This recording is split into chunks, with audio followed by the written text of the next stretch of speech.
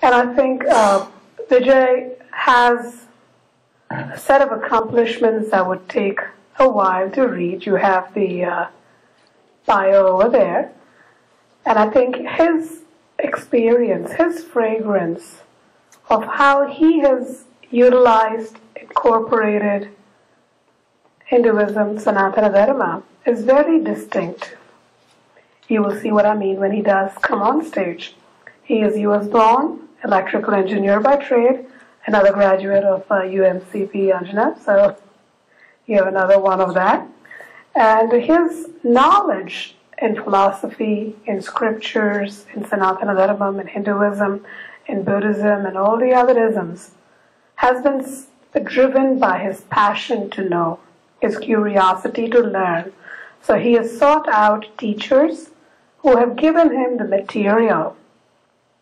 But of course, it's his operating system that synthesizes it, which is exactly the beauty of our religion, the pluralism.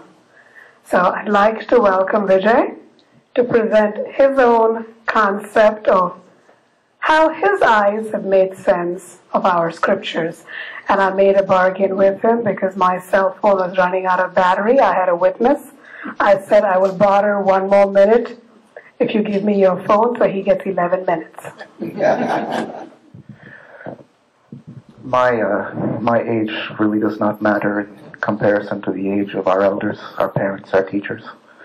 Namaste to you, to the elders in the community, to the elders that have founded the Marg Foundation, and to the elders that have founded this temple. I was thinking before I got up on stage that the Rishi Shukracharya had told Bali Chakravarti, so Bali Chakravarti could ascend to Devaloka, sit down and observe this yajna, so you can obtain Indra's position. And Bali Chakravarti saw Vamanavatara coming at the door, and he said, no, I will get up and go greet Narayana. So Shukracharya said, if you don't pay attention to the time, it will all be ruined. And Bali Chakravarti broke a rule, so he got up and he greeted Vamanavatara, and I think many of us already know the story of the 3 steps. And Bali Chakravarti gave his head to Narayana as his 3rd step. So I will cheat with the time given the content, and cheat a little bit with the time, with all due respect. So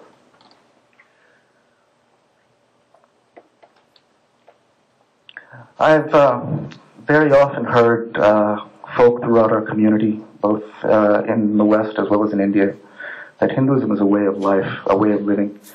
And that is true. But I've also come across Christian and Islamic communities that say, keep your way of living, keep your culture.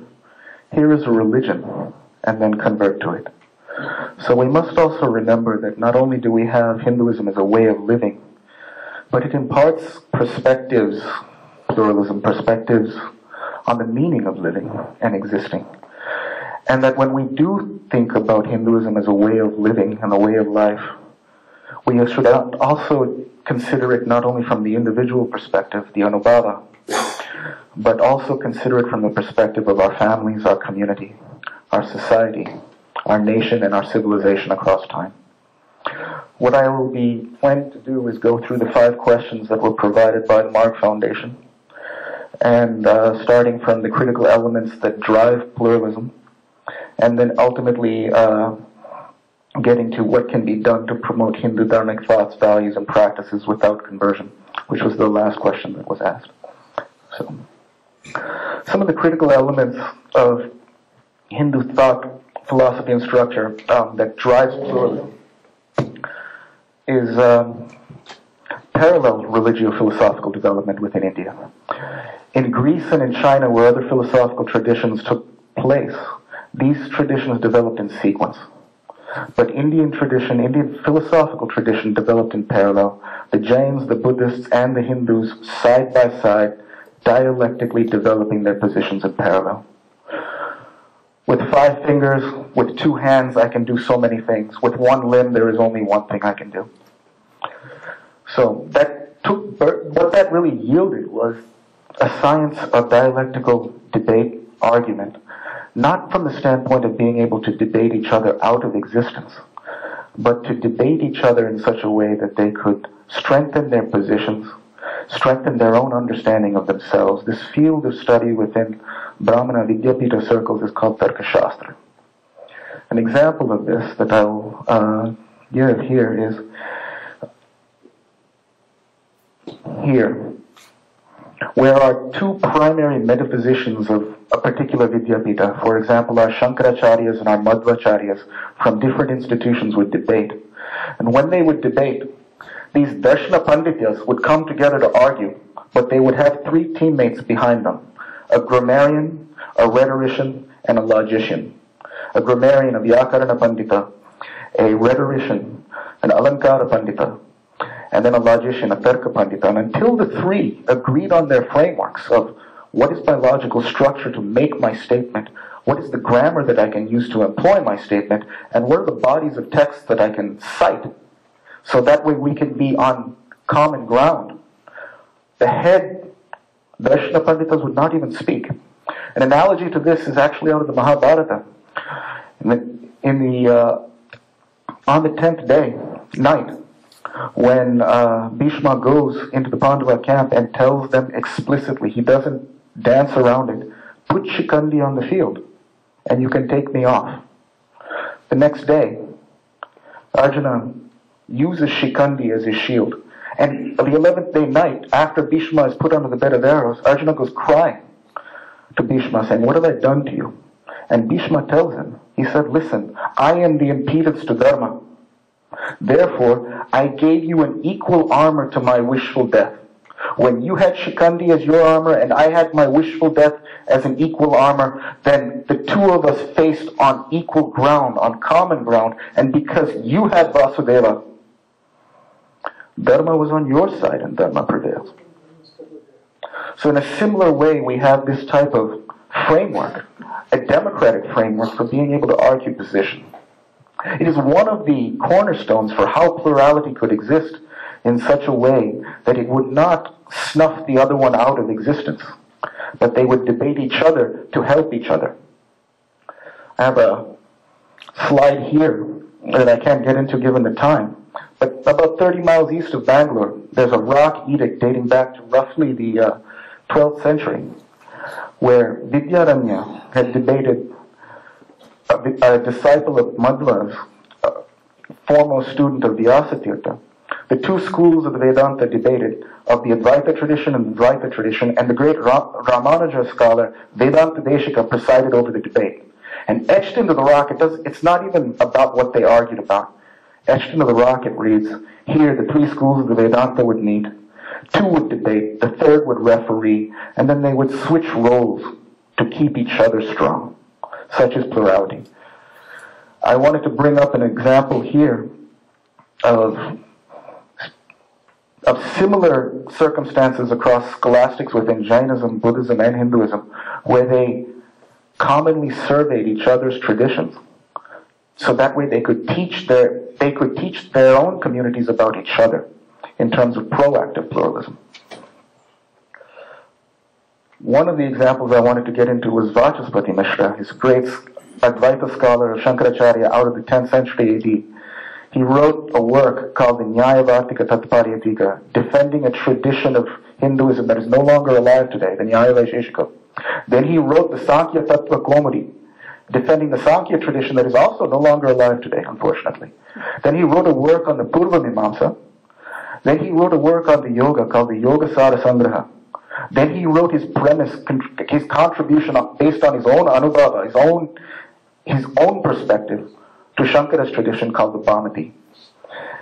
These works were used not only in academic circles, they were used within the Brahmana communities, within those various sub-traditions, to teach their own Brahmana students the value of their own particular perspective.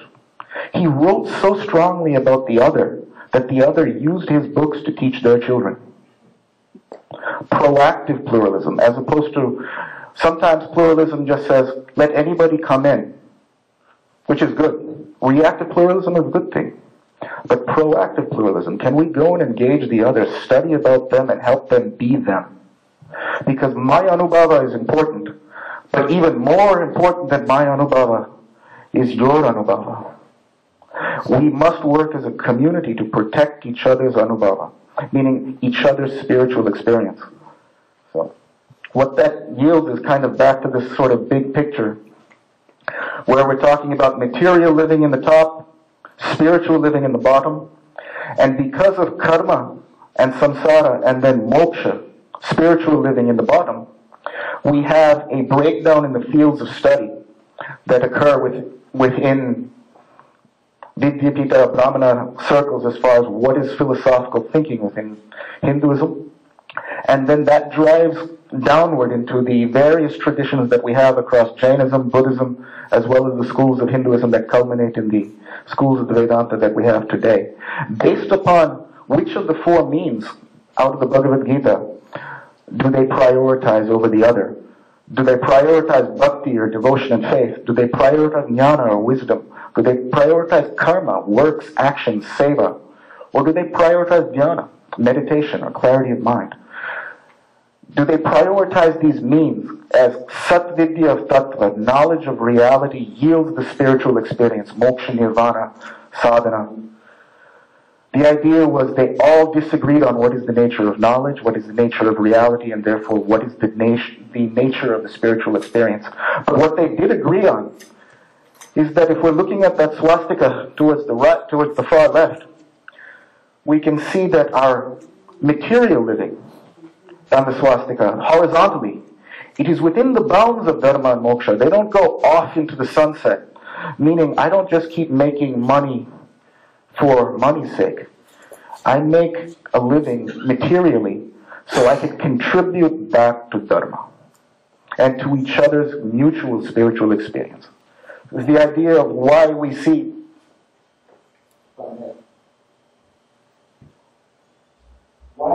material living within the bounds of the spiritual endpoints of dharma and moksha. It's quite a remarkable way of using this as a model for spiritual and material living and seeing how they work orthogonally, but they are balanced by each other. Of course, I'm running out of time. I've run out. Is it okay if I cheat a little bit? 2 more minutes? All right. And this is available to the Marg Foundation. I answered all 5 of your questions. It's about 50 pages long.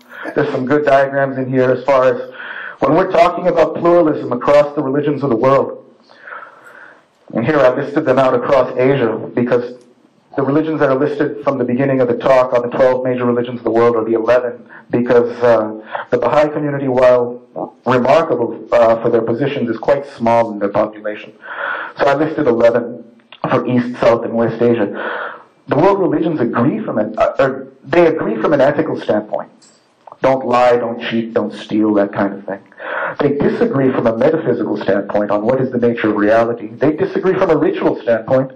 They disagree on the nature of and the authority of their various scriptures. They disagree from a cultural standpoint. But then the question comes, what happens at the mystical level? Do these religions agree or not? And in terms of West Asian tradition that's listed at the bottom, for Judaism, Christianity, and Islam, they believe that theirs is the only mystical solution. Whereas the ones from East Asia to South Asia that speak of pluralism say that they don't necessarily agree, or they don't necessarily say that theirs is the only way. While they do have, and they do argue their own specific positions. While I said everybody's anubhava is to be respected, but there are certain anubhavas that are held as a group anubhava or a darshana. So the technical Sanskrit term for this is moksha vichara shastra, a doctrinated anubhava that became the anubhava of a group of people. So, before I close up, this is actually a relatively useful slide for those that are interested in the Upanishads. What this says is between Advaita Vedanta, Shankara on the left, and Ramanuja and Madhva and the rest of the schools of the Vedanta on the right. Nityo Nitya from the Katha Upanishad 2.2.13. based upon which shaka of the Veda that we have used. Shankara is trying to say on the left that scripture or the Veda, Shabda Pramana, is supposed to tell us something unique. We cannot infer the divine. We cannot perceive the divine. So we acknowledge the existence of the divine through Shabda Pramana, Shruti, the Veda, scripture. On the right, Ramanuja and Madhva are saying that the world is real, that scripture must conform to inference and perception. Because to the latter schools of the Vedanta, the world is real, but to Shankara, the world was ultimately unreal. Think about the implications between this type of a discussion between scripture, inference, and perception, science and validation on the bottom, and it's a discussion with faith and religion up above. The implications here are quite profound to at least have a dialogue with the scientific community from a pandemic perspective across Hinduism, Buddhism, and Jainism. Some of the pros and cons of a pluralism and open structure. The pros, democratization, more sincere spiritual selections. We don't choose our anubhava simply because, let's say, one particular religious tradition provided hospital services to my family, saved my mom's life, now I'll convert to that religion. That's a nice thing. They did such a nice service to me. But still, let me choose my spiritual path based upon something more intrinsic. Diplomacy and peace orientation of more open pluralistic traditions, and long-term survival. This is an important, and I'm going to break the rule just on this point to make. Hinduism, Buddhism, and Jainism survived in India. If we look at the other two traditions, philosophical traditions of humanity, Greece and China, and Zoroastrianism within Iran, because Zoroastrianism is a sister religion of Vedic Hinduism. With the advent of Islam into Iran, Zoroastrianism was practically wiped off the face of the planet.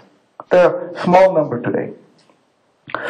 Today, with the exception of democracy, which most people regard to be Christian in the West, as opposed to being Greek, because Democritus was Greek, at least philosophy out of Greece is given some respect on the bookshelves of academia in the Western world. And in China, with the advent of communism, Taoism and Confucianism survive today. Philosophical development from a pluralistic standpoint survives the onslaught of things like communism, things like Christianity and Islam that may have their remarkable points, but when they preach a singularity of perspective, it's quite damaging and dangerous when one thinks about it. So I wanted to leave that, especially with the contrast of Iran, when Zoroastrian tradition did not have a Buddhism to argue against it with the pen and not by the sword. It didn't survive. But when Vedic Hinduism had a Buddhism and a Jainism to argue against its validity, the next thing you know, we get the Nyaya, Vaisheshika, Sankhya, Yoga, Purva Mimamsa, and the schools of Vedanta. It is philosophical development and parallel advanced study in pluralism that will drive the long-term survival of what is Dharma. And with that, I just want to close, and I know I'm breaking a rule, I apologize. There is more in here about pluralism in terms of the problems and the challenges. At the UN level, freedom of religion is not always the same thing as religious plurality. And I want to leave that thought with our elders as just a thought to remember as we're driving future discussions and conferences on religious plurality. And then at an institutional level, I left you all with a 40-point plan, which I can't even get into, unfortunately, with 10 minutes, that talks about, when we're talking about making Hinduism relevant and Dharma relevant to the future, here is a civilizational framework to look at it across the next 100 to 200 years. What kinds of institutions at the educational level, at the policy and governance level, at the level of socioeconomics, and at the level of mass culture. Actually, I stole it from Varnashrama, this framework. How do we insert Dharma into civilization in the long term so we can actually allow for Dharma from a sustainability standpoint for the next several hundred years? So I request, in fact, the Marg Foundation to take a look at some of the slides, as well as the additional questions that I put in here as follow-on. We put 5 questions in the flyer. I actually posted 2 more questions for our next conference, if there is one.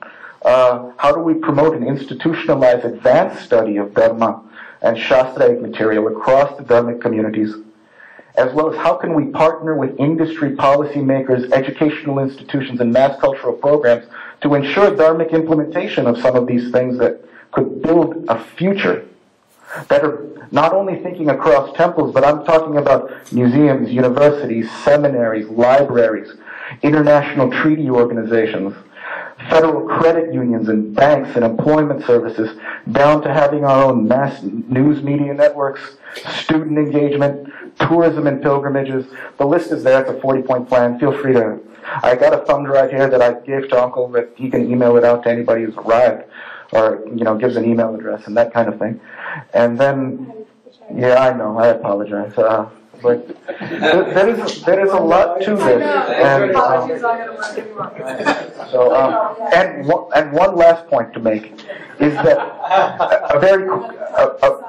a very quick win in terms of Dharmic sustainment will be 14 nations in the East that are Buddhist majority nations. We often reference the Native Americans, we reference the Baha'i, but there are 14 nations in the East, in Southeast Asia and Northeast Asia, talking about over 1 billion people, that look at India and call India the Dharmasthana. We, as the Hindu community, could take the lead in forging partnerships with the Buddhist world as a quick win for Dharmic sustainment in the long run. I provided material in here about the Buddhist majority nations and regions of the world and how they've spread. And they spread in a manner that is pluralism oriented. When Christianity and Islam spread, the previous religions were snuffed out or submerged under their banner. When Buddhism spreads to Northeast and Southeast Asia, Confucianism and Taoism are still there in China, Shinto is still there in Japan, and Hinduism and Jainism are still there in India. They spread by saying, here is just another perspective.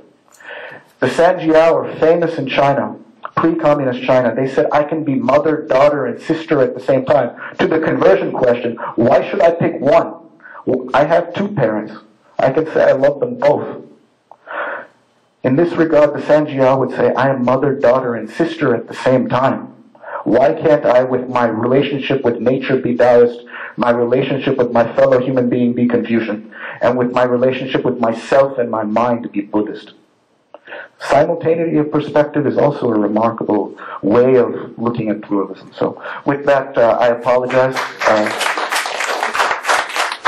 Thank you very much. He's not sorry. He's just saying, I apologize. That's the danger of being friends with speakers. That was wonderful, Vijay, I know. I think he pretty much summarized the questions we asked. What are the critical elements? There aren't just one element. Our religion, our way of life, by definition, is pluralistic. It is not an interpretation. It is pluralistic. Is there a pros and cons? I suppose the cons would be, we're talking about it. Do we have to do something about it? There is an advantage in domination and aggression. The disadvantage of the con in being accepting, tolerant, embracing inclusivity is it's harder. It's easier to do this. Yeah. It's harder to do that. And that's not necessarily a con. It is a natural consequence, a natural side effect, and I don't know I would want it any other way. But that is just to be present to that. And obviously we've answered the other parts of the questions that we set out to do. So this is a point where I can turn it open to either the panelists or to the audience members for questions. We have Dr. Narayanan here. We have Atul Rawaji here. So if you all want to come onto stage, and please be seated so the questions can be asked for both sessions. Would you